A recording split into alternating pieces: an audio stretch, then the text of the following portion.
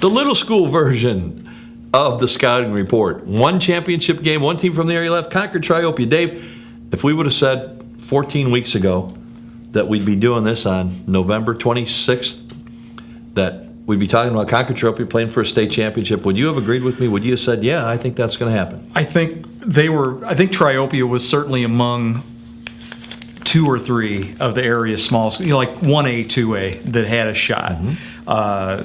It wasn't a definite shot, but I think Rich Thompson, their coach, felt going into the season that they could really have a special year because they didn't lose hardly anybody. They had a very good line, and he was very confident.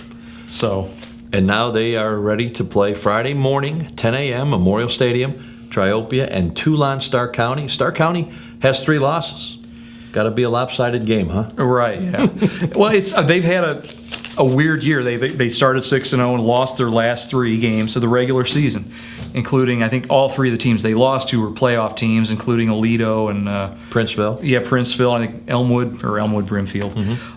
So, I mean, they lost to some quality teams, but apparently they maybe had some internal problems. I think a couple of kids either were disciplined or quit the team, that type of thing. And a lot of things went wrong at the wrong time in addition to playing some tough teams. So, yeah, they maybe rallied around that a little bit. Perhaps, yeah. I mean, yeah, they finished the regular season 6-3, and obviously, now they're 10-3, so... Contrast in styles. Big time. Big time, yeah. Obviously, Triopia... You covered Triopia back in, I think it was the 1976 title game, and Triopia, I'm sure they've tweaked their offense a little bit over the last 30 years, but they are still very much running. The splits between the linemen has got to be, they've got to brought those in a little bit, so now they're about a quarter of an inch instead of a half inch. They are still, very much a wing tee, double tight end, and they do it very well. Against Salt Fork last week, their linemen did a heck of a job. And that's, again, what they'll hope to do on Friday morning. Stark County is a throwing team, even more so during the playoffs. And I don't know, maybe some personnel situations late regular season led to part of that, but they are a spread. They run the spread. They don't do a no huddle. They usually huddle most of the time. Several receivers that are all in the 6'2", 6'3", 6'5" range. So they got some tall guys out there where they can throw it up for them. Yeah. Apparently the quarterback, Dom, I think it's Greg Dom, he's thrown for almost 1,000 yards just in the postseason. So their overall season stats, it's about 1,800 yards apiece running and passing. So if you look at they're really balanced. But in recent weeks, they've really gone to the pass quite a bit. Triopia, one of those championship games, I think it was when I covered Triopia, didn't throw a pass the whole game. I think it was one of those years. Yeah, I think it was the year they won. It was the year they won. They did not throw a pass a single time. So who are you taking? I have not seen Stark County play. I just know what they apparently do very well. But I'm still going to take Triopia. The weather's supposed to be good.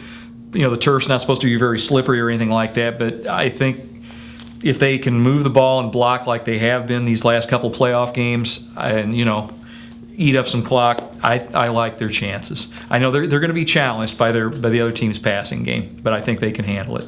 I'm so sold on this passing, how hard it is to defend a pass in high school.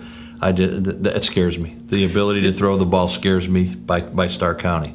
And the one thing about Stark County, obviously they're on a high right now. They finished the regular season on a down note, but they had a comeback win this past week. I think they won a nail biter maybe in round 2. So I think obviously their confidence is very high, even if we're behind, we've come from behind before. So, it's kind of been a new season for them just during the playoffs. So they do have a lot of confidence.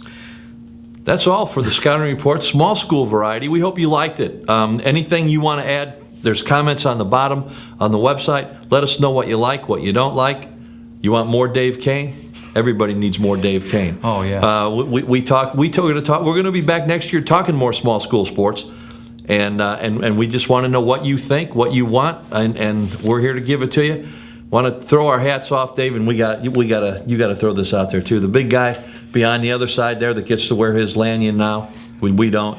Justin Fowler did a great job coordinating this, and he's the guy behind all this, and our hats will go off to him for making sure that we made our deadline every week and got this in. So that's all for the Scouting Report this week.